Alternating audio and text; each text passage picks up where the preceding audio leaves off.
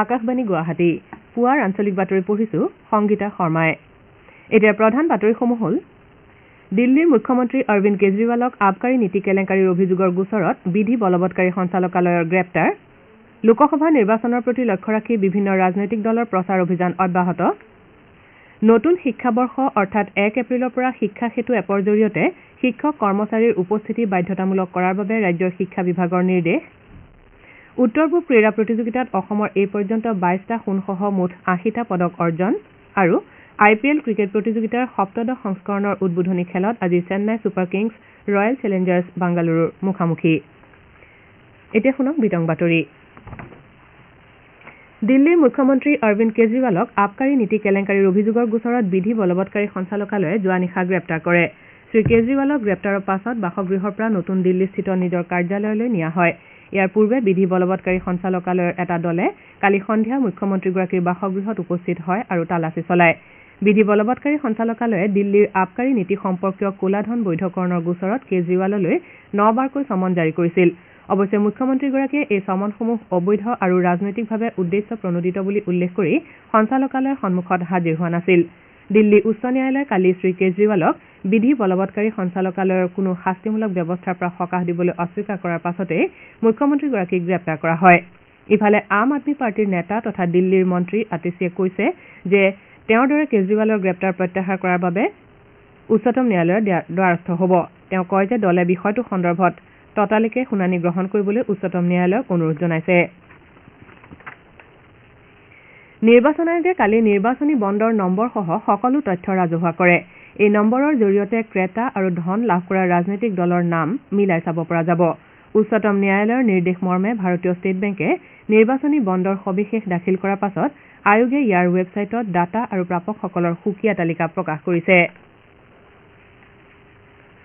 লোকসভা নিৰ্বাচনৰ প্ৰতি লক্ষ্য ৰাখি বিভিন্ন ৰাজনৈতিক দলে প্ৰচাৰ অভিযান আৰম্ভ কৰাৰ লগতে সাংগঠনিক তৎপৰতা বৃদ্ধি কৰিছে কেন্দ্ৰীয় মন্ত্ৰী তথা ডিব্ৰুগড় সমষ্টিৰ NDAৰ প্ৰাৰ্থী সৰ্বানন্দ সোণোৱালে কালি সমষ্টিটোৰ অন্তৰ্গত খোৱাং বিধানসভা সমষ্টিত নিৰ্বাচনী প্ৰচাৰ চলায় এই উপলক্ষে আয়োজিত সভাত বিধায়ক চক্ৰধৰ গগৈৰ উপৰি দলৰ কেইবাগৰাকীও নেতা উপস্থিত থাকে ইপিনে মাজুলীৰ গড়মূৰ বংশীগোপাল নাট্য মন্দিৰত কালি আয়োজিত সন্মিলিত গণশক্তি আৰু বিজেপি মাজুলী জিলা সমিতিৰ যুটীয়া সাংগঠনিক সভাত মন্ত্ৰী ডাঃ ৰণোজ পেগু সাংসদ প্ৰদান বৰুৱা বিধায়ক ভুৱন গামকে ধৰি কেইবাগৰাকীও কৰ্মকৰ্তা উপস্থিত থাকে এই সভাত যোৰহাট সমষ্টিৰ বিজেপি মিত্ৰজোঁটৰ প্ৰাৰ্থী তপন কুমাৰ গগৈক জয় কৰোৱাৰ বাবে ঐক্যবদ্ধভাৱে কাম কৰাৰ সিদ্ধান্ত লোৱা হয় গুৱাহাটী সমষ্টিৰ বিজেপি প্ৰাৰ্থী বিজুলী কলিতা মেধি আৰু মিত্ৰজোঁটৰ নেতা তথা মন্ত্ৰী চন্দ্ৰমোহন পাটোৱাৰীয়ে কালি গোৱালপাৰা জিলাৰ দুধনৈত বিজেপিৰ নিৰ্বাচনী কাৰ্যালয় মুকলি কৰে এই কাৰ্যসূচীত দলৰ ভালেসংখ্যক নেতা কৰ্মী উপস্থিত থাকে গুৱাহাটী সমষ্টিৰ কংগ্ৰেছ দলৰ প্ৰাৰ্থী মীৰা বৰঠাকুৰে কালি সমষ্টিটোৰ অন্তৰ্গত ৱাৰ্ডৰ সভাপতিসকলৰ সৈতে দলীয় সতীৰ্থসকলৰ উপস্থিতিত আলোচনাত মিলিত হয় তেওঁ জনসাধাৰণৰ সৈতেও মত বিনিময় কৰে লখিমপুৰ সমষ্টিৰ ডুমডুমাত বিধায়ক ৰূপেশ গোৱালাই NDA সমৰ্থিত প্ৰাৰ্থী প্ৰদান বৰুৱাৰ হৈ প্ৰচাৰ চলায় ইপিনে তিনিচুকীয়াৰ দুৰ্গাবাৰীত ডিব্ৰুগড় লোকসভা সমষ্টিৰ বিৰোধী ঐক্য মঞ্চৰ প্ৰাৰ্থী অসম জাতীয় পৰিষদৰ সভাপতি লুৰিণজ্যোতি গগৈয়ে নিৰ্বাচনী প্ৰচাৰ সভাত অংশ লয় আনহাতে কাজিৰঙা সমষ্টিৰ বিভিন্ন স্থানত ৰাজনৈতিক দলসমূহে তৎপৰতা অব্যাহত ৰাখিছে খুমটাই সমষ্টিৰ গাঁওসমূহত বিধায়ক মৃণাল শইকীয়াৰ সৈতে বিজেপিৰ মিত্ৰজোঁটৰ প্ৰাৰ্থী কামাখ্যা প্ৰসাদ তাছাই প্ৰচাৰ চলায় কৰিমগঞ্জৰ বিজেপি প্ৰাৰ্থী কৃপানাথ মল্লই দুৰ্লভচৰা মণ্ডলৰ এখন দলীয় সভাত অংশগ্ৰহণ কৰে ইপিনে ধুবুৰী সমষ্টিত বিভিন্ন ৰাজনৈতিক দলৰ নিৰ্বাচনী তৎপৰতা বৃদ্ধি পাইছে 26,43,000ৰো অধিক ভোটদাতা থকা সমষ্টিটোত বিজেপি মিত্ৰজোঁটৰ প্ৰাৰ্থী জাবেদ ইছলামে প্ৰচাৰ অভিযান অব্যাহত ৰাখিছে প্ৰাৰ্থীগৰাকীয়ে গোৱালপাৰা জিলাৰ কৃষ্ণাই আৰু কানকাটাত দলীয় কৰ্মীৰ লগতে ৰাইজৰ সৈতে মত বিনিময় কৰে ইপিনে দৰং ওদালগুৰি লোকসভা সমষ্টিত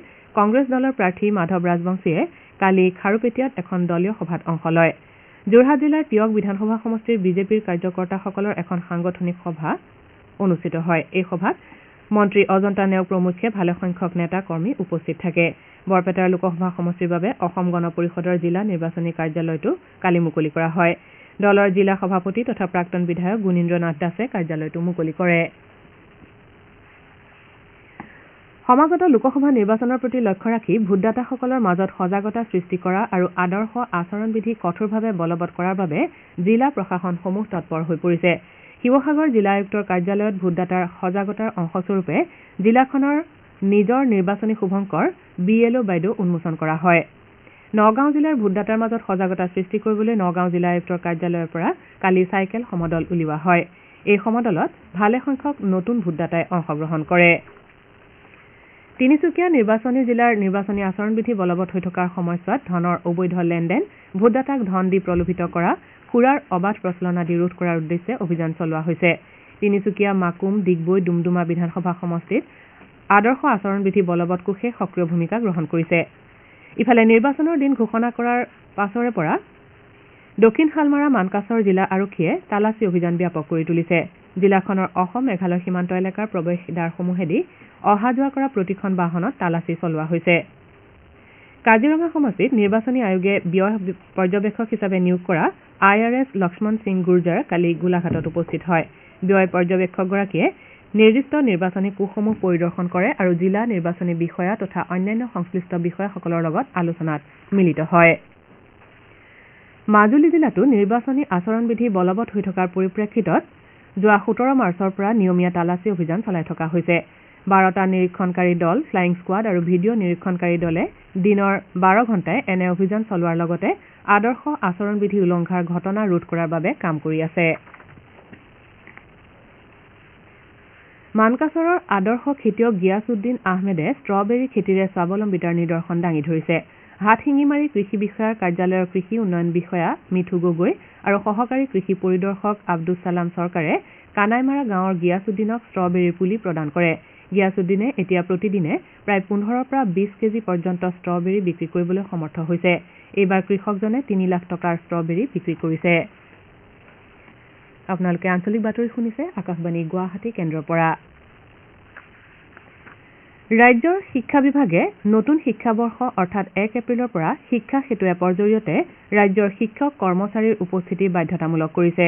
এনে পৰিস্থিতিত সমগ্ৰ শিক্ষা অসম মিছন সঞ্চালক ওম প্ৰকাশে সকলো জিলালৈ নিৰ্দেশনা জাৰি কৰি শিক্ষা সেতু এপত উপস্থিতি লোৱাৰ ক্ষেত্ৰত কিবা কাৰিকৰী বিসংগতি আছে নেকি সেয়া পৰীক্ষা কৰিবলৈ সংশ্লিষ্ট শিক্ষা বিষয়াসকলক নিৰ্দেশ দিছে। এই ক্ষেত্ৰত কিবা জনাবলগীয়া বিষয় থাকিলে 20 মাৰ্চৰ ভিতৰত জনাবলৈ মিছন সঞ্চালকে নিৰ্দেশনাটোত উল্লেখ কৰিছে। সমাগত লোকসভা নিৰ্বাচনৰ পৰিপ্ৰেক্ষিতত ভোটদাতাসকলৰ মাজত সজাগতা সৃষ্টিৰ লগতে প্ৰথমবাৰৰ বাবে ভোটদান কৰিবলগীয়া যুৱ ভোটদাতাসকলক উৎসাহিত কৰাৰ বাবে আকাশবাণী গুৱাহাটী কেন্দ্ৰৰ আঞ্চলিক বাতৰি বিভাগে শ্লোগান আৰু জিংগল প্ৰতিযোগিতাৰ আয়োজন কৰিছে। ভোটদাতাৰ সজাগতা শীৰ্ষক বিষয়ৰ এই প্ৰতিযোগিতাত প্ৰথমবাৰৰ বাবে ভোটৰ অধিকাৰ লাভ কৰা যুৱ ভোটদাতাসকলেহে অংশ ল'ব পাৰিব। শ্লোগান বা জিংগলসমূহ 40 ছেকেণ্ডৰ ভিতৰত হোৱাকৈ অসমীয়া ভাষাত বাণীবদ্ধ কৰি 31 মাৰ্চৰ ভিতৰত 9619686659 নাইবা 9716680969 নম্বৰলৈ হোৱাটছএপ যোগে প্ৰেৰণ কৰিব লাগিব।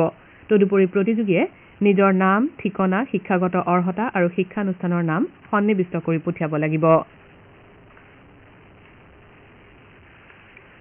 ৰাজ্যৰ বিভিন্ন প্ৰান্তত পৰহিলৈৰে পৰা শ্ৰীকৃষ্ণৰ দৌল উৎসৱ আৰু ৰঙৰ উৎসৱ ফাকুৱা উদযাপনৰ বাবে প্ৰস্তুতি অব্যাহত আছে। ৰাজ্যৰ প্ৰান্তে প্ৰান্তে এই উৎসৱৰ প্ৰস্তুতিৰ বাবে উলহ মালহৰ পৰিৱেশে বিৰাজ কৰিছে। সত্ৰনগৰী বৰপেটাত পৰহিলৈৰে পৰা 3দিনীয়াকৈ দৌল মহোৎসৱ অনুষ্ঠিত হ'ব। সত্ৰীয়া পৰম্পৰা অনুসৰি 24 মাৰ্চত বহ্নোৎসৱ, 25 মাৰ্চত ভৰদৌল আৰু 26 মাৰ্চত সুঁৱেৰী বা ফাকুৱা উদযাপন কৰা হ'ব। এই উপলক্ষে সত্ৰৰ দালান, কীৰ্তনঘৰ, জগমোহন গৃহ, দৌল মন্দিৰৰ লগতে সত্ৰৰ দেৱালসমূহ চাফ চিকুণ কৰি তোলাৰ কামত যুৱকসকল ব্যস্ত হৈ পৰিছে। একেদৰে সত্ৰৰ বিভিন্ন বংশৰা আৰু সম্প্ৰদায়সমূহেও পৰম্পৰা অনুসৰি মহোৎসৱৰ যাৱতীয় কাম কাজ আৰম্ভ কৰিছে। পৰম্পৰা অনুসৰি সত্ৰৰ বিভিন্ন বংশৰাসমূহে বংশানুক্ৰমিকভাৱে সত্ৰখনৰ একোটা কাম কাজৰ দায়িত্ব লাভ কৰে। নগাঁও জিলাৰ ইতিহাস প্ৰসিদ্ধ শ্ৰী শ্ৰী বাসুদেৱ থান নৰোৱা সত্ৰত দৌল উৎসৱ পালনৰ বাবে উদযাপন সমিতিয়ে পূৰ্ণগতিত প্ৰস্তুতি চলাইছে। সত্ৰখনত দেওবাৰৰ পৰা 3দিনীয়া দৌল যাত্ৰা উদযাপন কৰা হ'ব।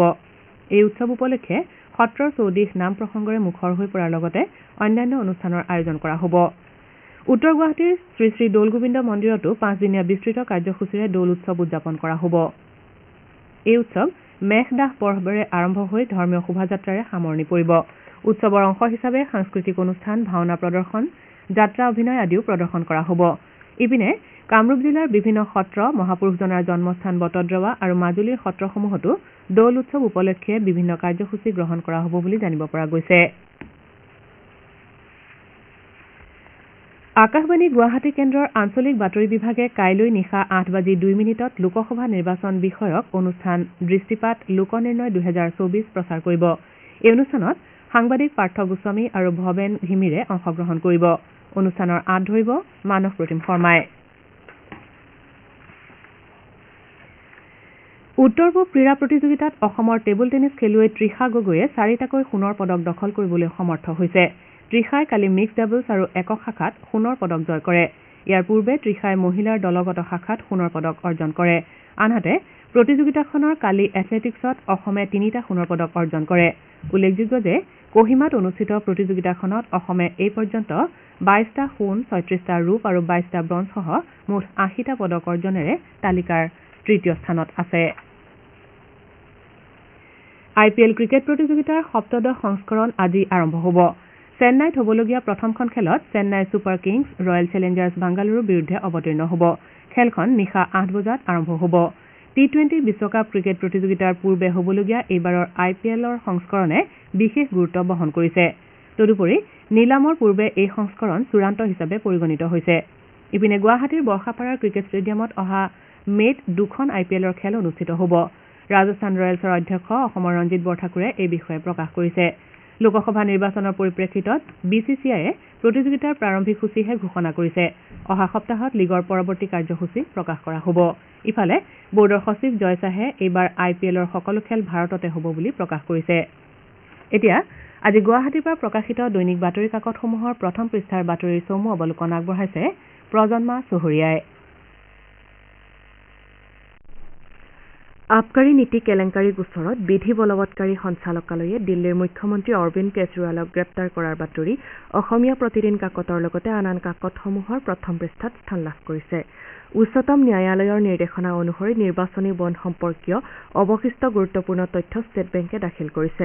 উচ্চতম ন্যায়ালয়ক ষ্টেট বেংকে দাখিল কৰা তথ্যৰ ভিতৰত আছে প্ৰতিখন বণ্ডৰ বিপৰীতে জাৰি কৰা অতি গোপনীয় ইউপিক আলফা নিউমেৰিক কোড। আল্ট্ৰাভায়োলেট ৰশ্মিৰে চাব পৰা এই কোডতে কোম্পানীসমূহৰ পৰা ৰাজনৈতিক দলসমূহে নিৰ্বাচনী বণ্ডৰ ধন লাভ কৰাৰ তথ্য লিপিবদ্ধ আছে। দি আছাম ট্ৰিবিউন কাকতে এই বাতৰি গুৰুত্ব সহকাৰে প্ৰকাশ কৰিছে।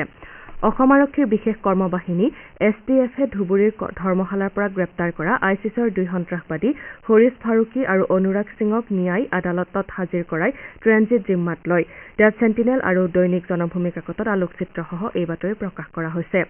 নাৰেংগী কুৰুৱা সংযোগে ব্ৰহ্মপুত্ৰত নিৰ্মাণ কৰিবলগা 6 লেনযুক্ত এখন দলং আৰু বাইহাটাৰ পৰা সোণাপুৰলৈ প্ৰস্তাৱিত ৰিং ৰোড নিৰ্মাণৰ বাবে আমচাং বন্যপ্ৰাণী অভয়াৰণ্য আৰু ইয়াৰ কাষৰ পৰিৱেশ সংবেদনশীল মণ্ডলৰ মুঠ 51.72 হেক্টৰ বনভূমি ধ্বংস কৰা হ'ব। এয়া দৈনিক অসম কাকতৰ বাতৰি। সমাগত লোকসভা নিৰ্বাচনক কেন্দ্ৰ কৰি 100খন নিৰ্বাচনী সভা অনুষ্ঠিত কৰি প্ৰচাৰ কাৰ্য চলোৱাৰ বাবে মুখ্যমন্ত্ৰী ডঃ হিমন্ত বিশ্ব শৰ্মাই পৰিকল্পনা কৰাৰ বাতৰি নিয়মীয়া বাৰ্তা কাকতে শীৰ্ষ বাতৰি হিচাপে প্ৰকাশ কৰিছে। উত্তৰ পূৰ্বাঞ্চলৰ অৰুণাচল প্ৰদেশক ভাৰতৰ ভূখণ্ড বুলি আমেৰিকা যুক্তৰাষ্ট্ৰই স্বীকৃতি প্ৰদান কৰিছে। অৰুণাচল প্ৰদেশক দীৰ্ঘদিনে চীনে নিজৰ অংশ বুলি দাবী কৰি আহিছে। এয়া আমাৰ অসম কাকতৰ বাতৰি। দেশৰ নিৰ্বাচন আয়োগে 4খন ৰাজ্যৰ আৰক্ষী অধীক্ষক আৰু জিলা দণ্ডাধীশ হিচাপে কাৰ্যনিৰ্বাহ কৰি থকা নন কেডাৰ বিষয়াসকলক বদলি কৰিছে। শোণিতপুৰৰ আৰক্ষী অধীক্ষক সুশান্ত বিশ্ব শৰ্মাকো বদলি কৰা হৈছে। অসমীয়া খবৰ কাকতে গুৰুত্ব সহকাৰে এই বাতৰি প্ৰকাশ কৰিছে। কংগ্ৰেছৰ বেংক একাউণ্টৰ পৰা ধন লুট কৰা হৈছে বুলি বিজেপিৰ বিৰুদ্ধে দলটোৰ মুৰব্বী ছোনিয়া গান্ধী, ৰাহুল গান্ধী আৰু মল্লিকাৰ্জুন খাৰ্গেই অভিযোগ উত্থাপিত কৰাৰ বাতৰি দৈনিক অগ্ৰদূত কাকতত প্ৰকাশ কৰা হৈছে। এয়াই আছিল আজি গুৱাহাটীৰ পৰা প্ৰকাশিত বাতৰি কাকতসমূহৰ প্ৰথম পৃষ্ঠাৰ বাতৰিত চমু অৱলোকন। ধন্যবাদ প্ৰজন্মা। বাতৰি শেষ কৰাৰ পূৰ্বে প্ৰধান বাতৰিকেইটি পুনৰ এবাৰ। দিল্লীৰ মুখ্যমন্ত্ৰী অৰবিন্দ কেজৰিৱালক আবকাৰী নীতি কেলেংকাৰীৰ অভিযোগৰ গোচৰত বিধি বলৱৎকাৰী সঞ্চালকালয়ৰ গ্ৰেপ্তাৰ। লোকসভা নিৰ্বাচনৰ প্ৰতি লক্ষ্য ৰাখি বিভিন্ন ৰাজনৈতিক দলৰ প্ৰচাৰ অভিযান অব্যাহত। নতুন শিক্ষাবৰ্ষ অৰ্থাৎ 1 এপ্ৰিলৰ পৰা শিক্ষা সেতু এপৰ জৰিয়তে শিক্ষক কৰ্মচাৰীৰ উপস্থিতি বাধ্যতামূলক কৰাৰ বাবে ৰাজ্যৰ শিক্ষা বিভাগৰ নিৰ্দেশ। উত্তৰ পূব ক্ৰীড়া প্ৰতিযোগিতাত অসমৰ এই পৰ্যন্ত 22টা সোণসহ মুঠ 80টা পদক অৰ্জন। আৰু IPL ক্ৰিকেট প্ৰতিযোগিতাৰ সপ্তদশ সংস্কৰণৰ উদ্বোধনী খেলত আজি Chennai super Kings royal Challengers বেংগালুৰুৰ মুখামুখি। পুৱাৰ আঞ্চলিক বাতৰি ইমানতে অন্ত পৰিল।